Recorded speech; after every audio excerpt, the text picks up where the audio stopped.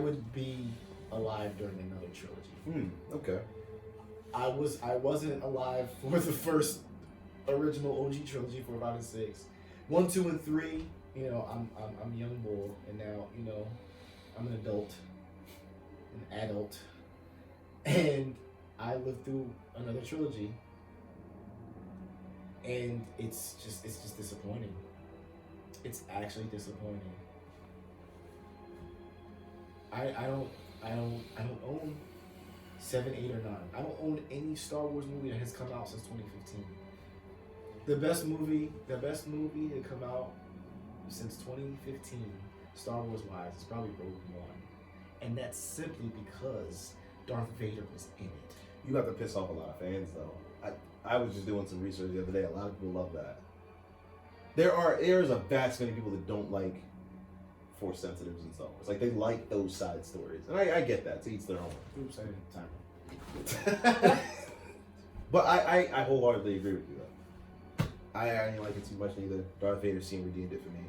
That's it. That's the only good thing that has happened. And the Mandalorian. I actually said this to Jordan too. A friend of mine who kind of spoiled a lot of it for me. He ain't spoiled it. Bless his heart. Shout out, bro. Shout out to Jordan. Because somebody said boldly, Mandalorian is the best bit of Star Wars to come out. It's the most Star Wars thing you'll see since 2005. Now, I said that, and I agreed, but then I remembered when, and here's hope. I remembered when Clone Wars came out. Then I remembered when Rebels came out. Granted, the first bit of Rebels was like a little bit hard to digest at first, and they threw my man Darth Vader in there. Seasons 1 and 2 were really good. Yeah. 3 was okay. I like when it got lofty, though. Like, I liked when Ezra got a little edgy, and Darth Maul's out here trying to claim stuff. Season 2 or 3? I think that was 3. Close to that end. When my man Ezra got a shape up. Oh, okay. I like that. So, yeah, I mean... Yeah, you were saying something. It had depth. I liked where you were going. I was going to do the same thing. I forgot. You're disappointed. Oh, yeah. It's the Mandalorian. And to me, I like the Mandalorian, but I honestly don't think it's that good. I think it's decent, but, look at what we're comparing it to, though. We're comparing it to, like, almost $2 billion made Force Awakens. You know, 800 million Last Jedi. I don't know what this is going to make. I really don't know. I won't be surprised. It's making bank.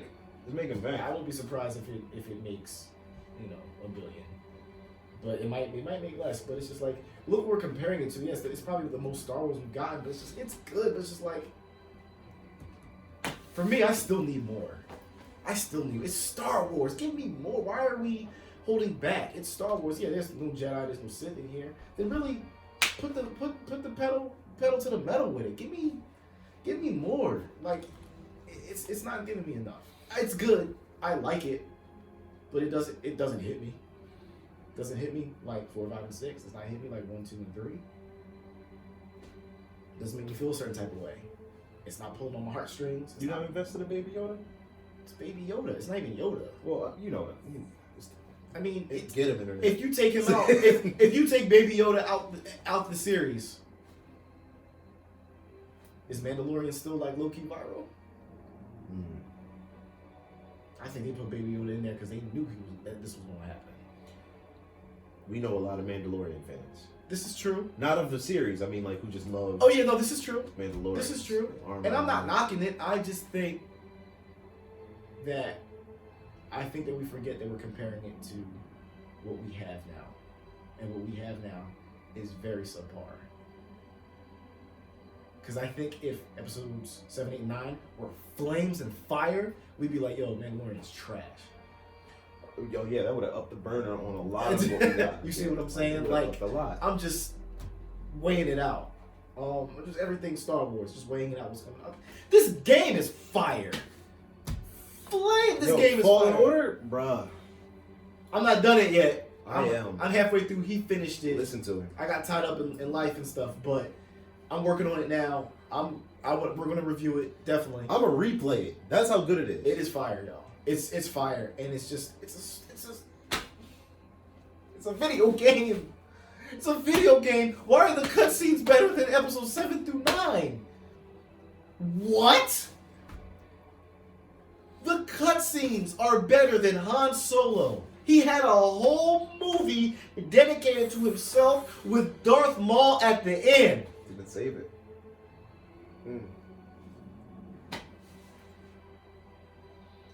I don't remember none of the characters in Rogue One names. I don't remember none of their names. And I do, only because some of them are going to have a series, and because I play a game where some of the characters are in that game. Cassian Andor. Who that? Jyn Erso. Oh, I remember Donnie Yen doing a whole lot of nothing when he should have been. Chirrut Imwe. Donnie Yen should have been fighting Darth Vader with a double-bladed lightsaber.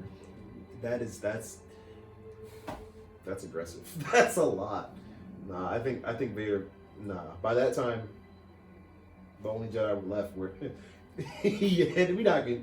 Can I? How much time we got? Because I'm about to go off. Can I go off? Do I got enough time to go off? You got 5 Oh yeah. Okay, y'all. That's the mic, y'all. Thank you.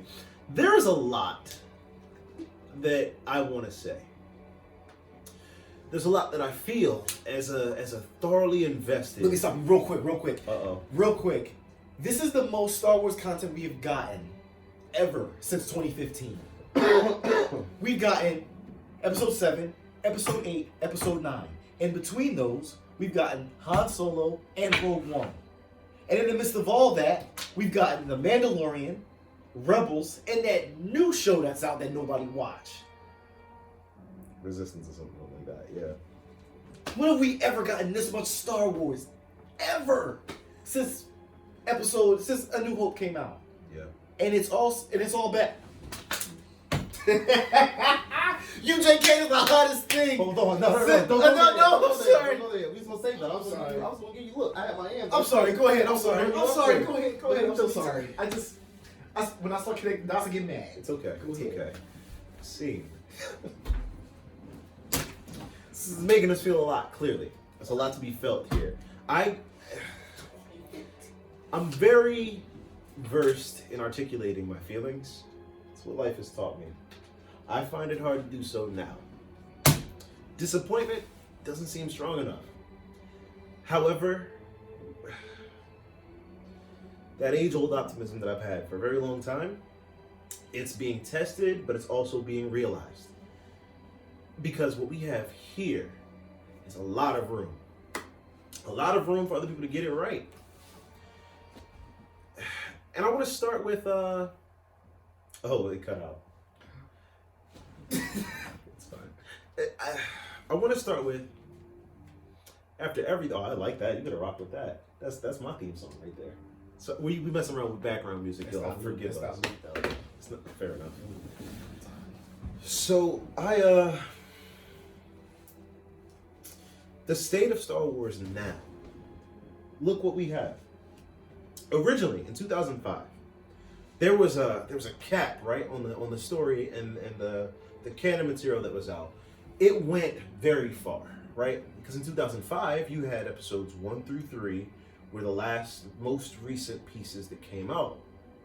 Then you got a plethora of comic books and just literary and audio-based media that expanded the lore to a vast degree, going so far out it's like generations of Skywalkers. Cade Skywalker was the last I left off, but I wouldn't be surprised if there were more Skywalkers than that. Not only was it expanding forward vastly and unchecked, it was going backwards. There was a lot of content on the Old Republic, Knights of the Old Republic, dating back 3,000 to 4,000 or 5,000 years prior to the Battle of Yavin. It was a great time to be a Star Wars fan that would consume that outer media. Flash forward closer to the release of Force Awakens, it's all gone. They eliminated all of that extra stuff that wasn't put on a screen in front of people's faces. They deleted all of it. No books, no Skywalker generations, no Old Republic. It was rough for somebody like me. I love that kind of stuff, right? But now here we are. We are now facing a very similar time where once again we thought episode 3 was going to be the last thing we got. Right? Right. Look what happened. Out of what we thought was barren, desolate Earth, seeds formed. And granted, the tree might not be what we expected, but at least a tree sprouted up from the roots of a rich history. Good analogy. Thank you. And now, once again, we're at that point where it's like the ground seems, it seems less hopeless now. It seems less hopeless now. The foundation, it has another layer, but at least at this point, the ground seems fertile. Look at how many different people we have, different groups we have doing the same thing that we do, or similar to what we do. We're very unique in this realm, but like there are other groups who are just chomping at the bit to get it started. So, on a positive note, I think there's a lot to be thankful for as a Star Wars fan. Bittersweet though, because it's tinged with disappointment.